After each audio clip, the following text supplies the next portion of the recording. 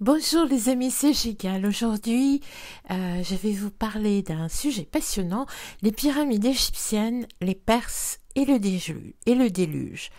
Et tout cela grâce aux anciens textes d'Al-Biruni, un savant persan né en 904 et mort en 1048, qui était connu pour avoir étudié la thèse de la rotation de la Terre autour de son axe et sa révolution autour du Soleil avant tout le monde. Et surtout, il avait calculé le rayon de la Terre à 6339 km/s. Ce résultat fut utilisé en Europe dès le XVIe siècle. C'était donc un astronome, géomètre, mathématicien, historien, pharmacologue, gémologue, ingénieur, cartographe, et j'en passe, et des meilleurs. Et il parlait, écrivait, à part le persan, l'arabe, le syriaque, le grec, l'hindi, le sanskrit. Il a d'ailleurs écrit une histoire de l'Inde qui fait référence, et il a traduit aussi le Yoga Sutra de Patanjali du sanskrit en arabe. Bon, c'est dire que c'est un grand érudit. Et ces écrits qui nous intéressent aujourd'hui sont dans son livre « Chronologie des anciennes nations ». Bon, ça c'est la traduction française, mais si on veut traduire bien le titre correctement, il faudrait plutôt dire « Les signes restants des siècles passés ». Kitab el-Asar al-Baqiya, et les traces qui restent des siècles passés. Alors, au sujet des Perses, parce qu'il nous parle donc de plusieurs civilisations, de ce qu'ils ont pensé, de ce qu'ils racontaient, et de ce qu'ils disaient, de tout ce qui avait été recueilli jusqu'à son époque. Et au sujet des Perses, il nous dit d'abord que c'est le très ancien Shah Tahmouras, recevant la nouvelle d'un futur déluge 231 ans avant qu'il se produise, ordonna à son peuple de choisir une bonne place dans son royaume, et ils trouvèrent le bon endroit à Djé, la ville ancienne disparant, et il ordonna que l'on y préserve, enterré pour la postérité, pour les gens du futur, tous les livres scientifiques.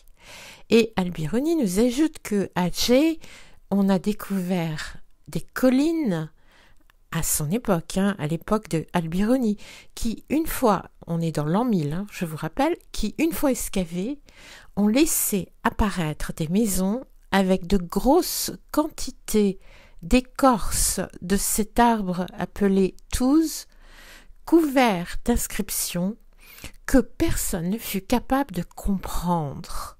Il dit juste que cette écorce couvrait à son époque à lui les flèches et les boucliers. Donc, Al-Biruni nous raconte que ce Shah Tahmouras, qui est très très ancien, avait fait la même chose en fait que nos anciens Égyptiens, qui eux, 300 ans avant un déluge, avaient aussi commencé à enterrer des documents et beaucoup d'autres choses d'ailleurs dans ou sous les pyramides. Qui est Tahmouras? C'est le troisième Shah ayant régné sur la Perse, selon Firdausi, qui est un très grand poète et écrivain, et dans son récit épique et historique nommé le Chamané, qui veut dire le livre des rois, et que Firdausi a écrit en 977. Le récit de Firdausi, qui est un récit historique où il y a tous les noms des rois de Perse, et le récit part de la création du monde jusqu'à l'invasion islamique de 651. Et donc, Tahmouras fait partie de la première période appelée mythique. Il est difficile de dater Tahmouras car les livres constituant l'Avesta, puisque ça fait partie de l'Avesta aussi, ont été rédigés entre le 7e et 6e siècle avant Jésus-Christ. On est en pleine la religion mazdéenne, et ça forme le livre sacré, le code sacerdotal des Zoroastriens, l'Avesta. Et donc il est très difficile de dater Tahmouras parce qu'il est dans les premiers, le troisième Shah de Perse, et donc on est en pleine période dite mythique par les historiens qui n'arrivent pas à dater des choses très anciennes.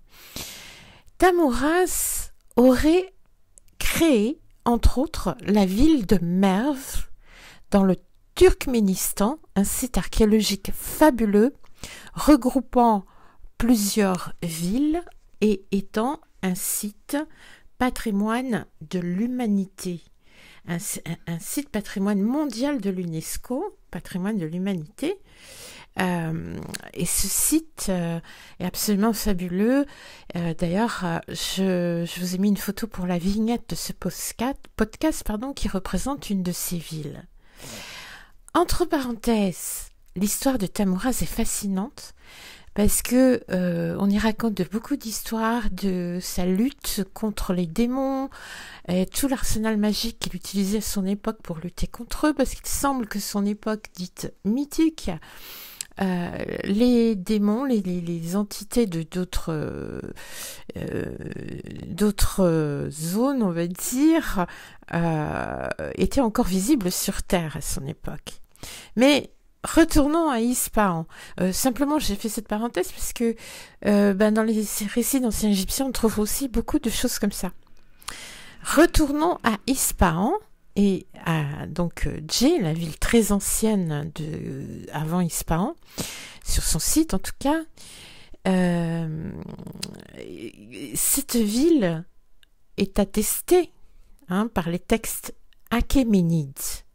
Alors, vous savez, cette ville, et c'est la ville de Merv, et puis la ville de Jaï, est attestée par les textes achéménides.